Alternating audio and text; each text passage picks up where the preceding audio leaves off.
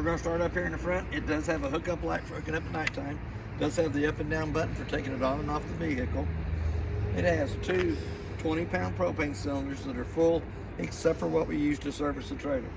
The auto regulator's pointed towards this one over here, so we'll work off of it. It does have two 12-volt batteries. It does have a 7-way holder on this side over here to keep the 7-way up off the ground. There's two tabs on the bottom of the bottle cover rack for a bungee cord to go underneath the metal rack that holds it in place. But you also have the quick disconnect at the top so that you don't have to take the bottle cover off every time you need to get in to the cylinders to open them or close them. Also has a manual crank handle that goes through the top that will manually crank that jack up or down. For any reason the switch won't work itself, there is a manual way to crank it up and down. As we start down the off-door side, it has BLs on all four corners. Does have magnets to hold the doors up. And we have a battery disconnect just on the inside here to the left. The battery disconnect's used for any time you're not going to use the trailer for a while. You can turn the battery disconnect off and it will keep all the 12-volt juice that's in the battery for the next time you get ready to use it. It does have a gray dump station up here in the front, which is going to be for your kitchen sink water. The lug nuts on the trailer's been torqued at 100 foot-pounds. That's what's recommended on the side. The tires are air ducted pressure, which is 65 pounds on the side of them, cold. It does have new seals on around the slide room. We're going to come back to the second termination valve. It does have a gray and black back here. The gray is your shower and bathroom sink. The black is the toilet water only. The sewer hose will go on just like the cap does, goes on, makes a quarter of a turn. Our second BL here in the back.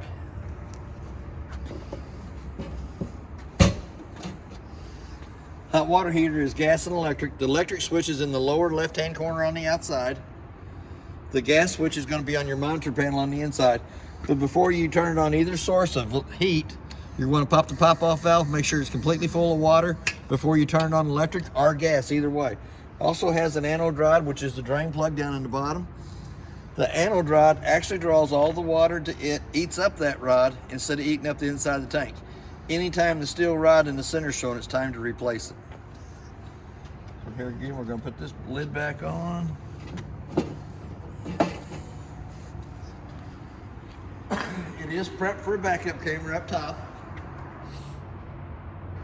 It does have an outside shower that gives you hot and cold running water to this side of the unit. It does have a 30-amp power cord that goes on, quarter of a turn. Red light indicates it has 110 power coming through it. If I'm not mistaken, it's about 30 foot long. It does have a spare tire on the back of the unit. It's been air ducted pressure. It's not been torqued on. It's been put on with a wrench. It does have the new Parkland RV tire cover over it. As we come to the right-hand side, we have a park cable hookup at the top and a satellite hookup at the bottom. Right down below that, there is the black tank flush that is used when your holding tanks are being dumped. Once they're completely dumped, you can hook a water hose and regulator to the black tank flush, turn water pressure onto it. Has a little aerator on the inside of the black tank that spins around, helps clean more of the debris out of the inside of the black tank only. Your next connection over is your freshwater tank fill that you can hook to with the water hose and regulator to fill your freshwater tank. And the third one to the right of that is the city water connect. Anytime you hook onto a water connection on a trailer, you should have a water regulator on it. The water regulator cuts the water pressure down between 41 and 45 pounds of pressure, keeps the lines from blowing loose on the inside. Door side of it, we do have two low water drain points in the back. Those will be used when you're winterizing and de-winterizing the unit. Our third BL jack does have two outside speakers on the unit. I'll have to show you more about that on the stereo when we get to the inside. Does have a stove range hood vent on the outside. The two tabs have to be lifted up, allows the flapper to flap. But when you're in travel, you'll want to push those back down and lock them into place. There is a place for a TV to come from the outside, inside to the outside here. A 110 plug-in to plug it into, and a park cable or antenna hookup right down below that. We also have the little doggy catch on the front. We're going to step back to the furnace part of it. It's going to suck cold air in the top, hot air at the bottom. I always suggest putting the mud dauber screen over the outside of the furnace for the simple fact, once it's been lit on propane, For some reason, the mud daubers love that smell. They go right in there. They build their little dirt nest, which cuts your airflow down to your furnace because your furnace cycle improperly. We're going to step right up in front of that. It does have an outside refrigerator. The controls for the refrigerator are in the upper right-hand corner. And it is 110 only. It has to have 110 power for this refrigerator to work.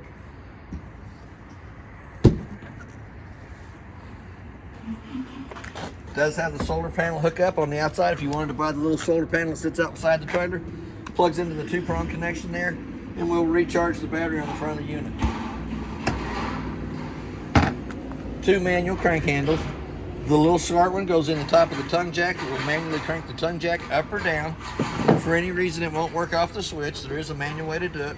And then you have your 3/4 inch that does the balance jacks on all 4 corners. And those jacks are for leveling. They're for stabilizing only, not for leveling. They will not level the trailer. And in this compartment too, there is a light, little push button in the center of it, and a little black switch that actually turns your LED lights on the front of the unit on. Now we're going to go back to the inside.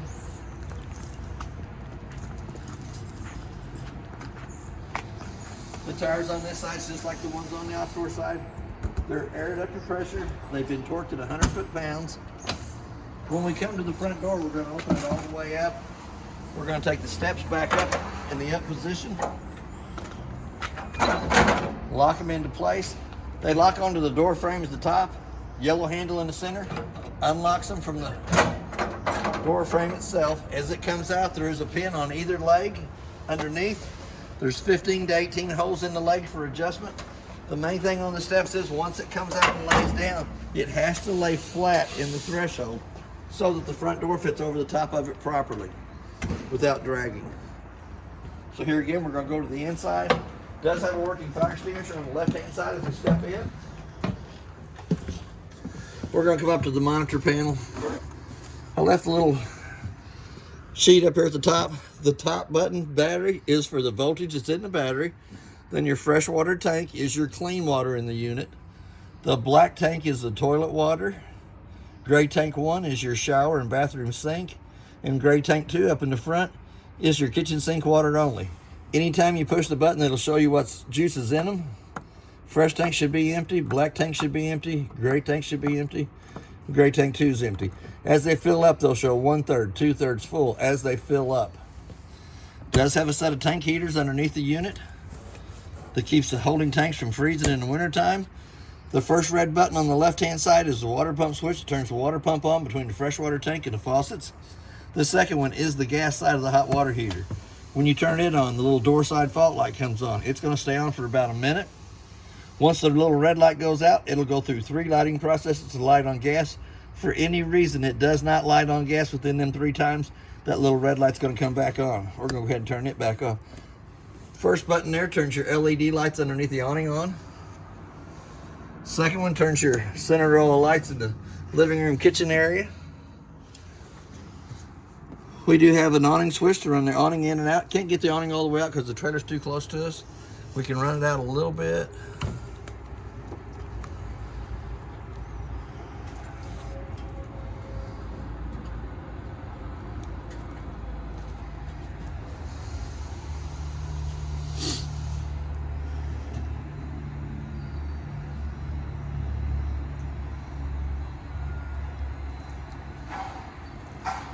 Might be able to get it out farther than I thought. There is a pinch point on each one of the arms down here in the back that you can pull down against, tighten up the black knob to put the pitch of that rain coming off the awning towards the back. There is one on the front arm that you can do the same thing with. Then we have our slide room switch that runs the slide room in and out. Slide room's already out on this one. There is a pantry door here that does have a motion sensor light up in the top of it as soon as we walk in. A lot of little storage inside of there. As we step around the corner, there's 3 remotes. The bigger remote does the TV. And if I'm not mistaken, it got 42 channels on the TV. And that's working with the antenna on top of the trailer and the power booster. It's rain Christmas Eve with a high of 50. And that's Channel 4 in St. Louis, which is about 80 miles away from here. That's not too bad. Potentially wet and not white. Not too bad a picture working off the antenna on top of the trailer and the booster in behind the TV. There is also 3 places where the TVs hook up at. Hooks up in the living room, hooks up to the outside of the unit, and also hooks up in the master bedroom. So we'll go ahead and turn it right back off.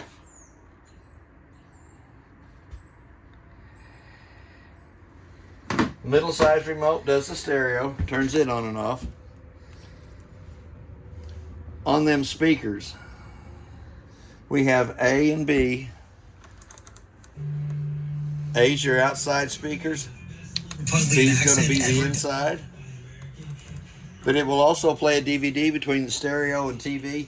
You have to use the remote for the stereo to operate the DVD player. One more remote while we're standing here is for the fireplace. Might have to hold on to it and warm it up. A little cold out today. A little cold out. Batteries don't want to work in it. Oh. This one here is also one that you have to flip a switch over here from the AC to the fireplace for it to work.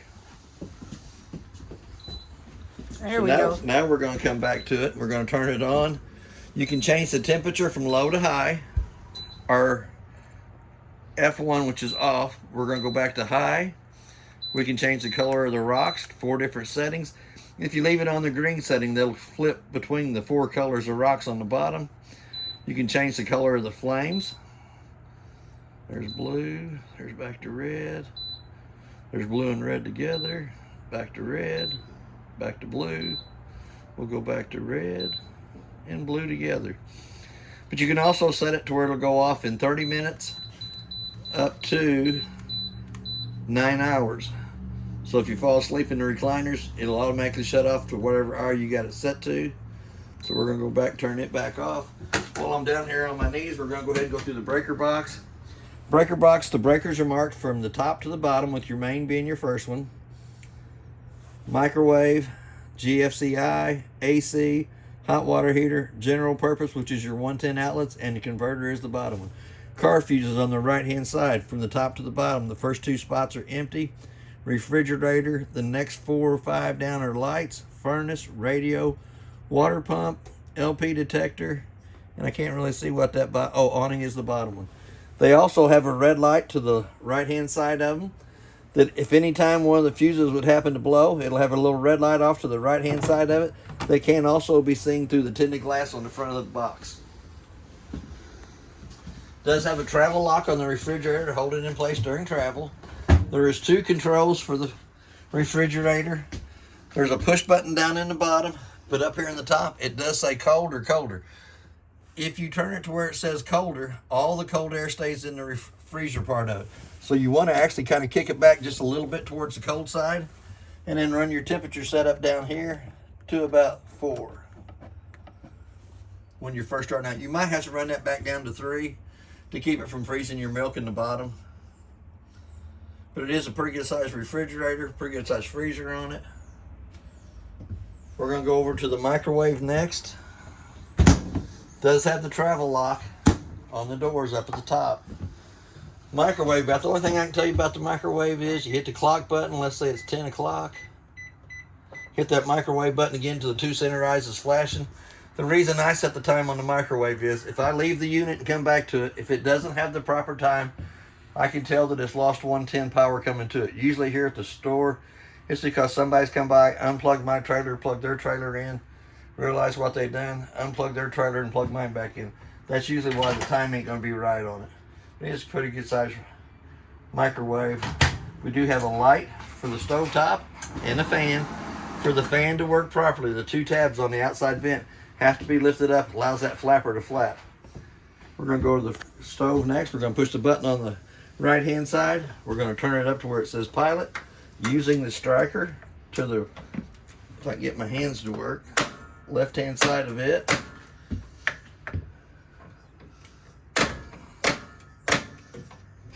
I don't remember if I turned that gas bottle on or not.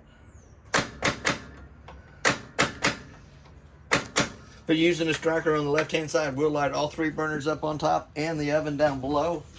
When you turn the pilot on it, you can see the little blue flame down on the bottom of the metal in the bottom. Striker till it lights the pilot.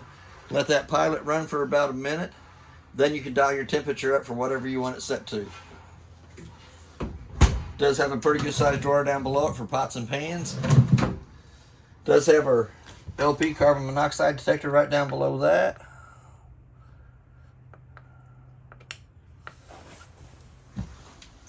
In the top drawer is all the paperwork that's on the unit. A few extra little goodies. Those are for the showers, curtain in the bathroom. Does have a lot of good paperwork on the appliances in the trailer that can be read. Two more drawers down below it. Pretty good sized pantry underneath the sink. Does have a push button light that has to be turned on by hand. Does have a 110 outlet off to the right hand side of it. We're going to come up to the thermostat. We're going to hit the mode button that turns it on. Hit that mode button again. It's going to give you your fan speed low, fan speed high, cool, cool low, cool high, and automatic. Then you'll dial your temperature down for it. Hit that mode button one more time. It says heat in the lower left hand corner. You'll dial your temperature up for the heat in it. To run the AC, you have to have it up in the air mode on the switch. Our fireplace is down below. Does have a little table off to the side. Gives you a little more countertop space. And that has to be down for travel, right? That has to be down for travel and before you run the slide room in. Slide room will walk right up alongside it and crush it. So we're going to come into the master bedroom. Does have a light switch on the left hand side of the wall as we step in.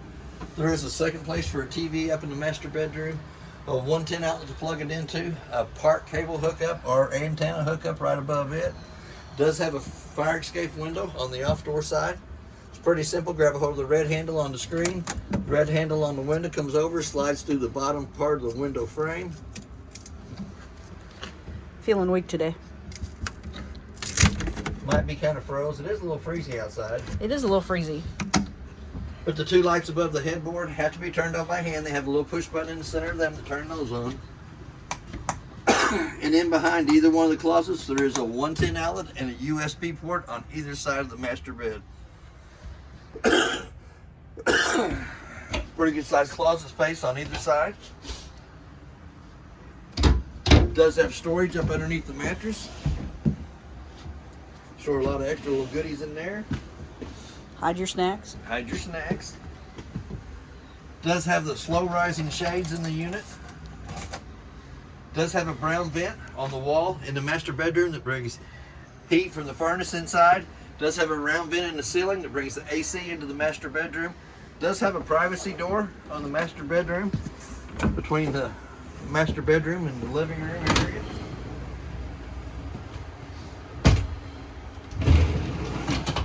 Kind of blocks it off. Hello again. As we step down through here, it does have a 110 outlet on the wall to the right hand side of the slide room. Does have a little push button in the center that turns the light above the table on. Tabletop comes off the two pedestals, goes down between the two benches. The two back cushions go across the top of the table to make a smaller bed there. There is storage underneath each side on the benches.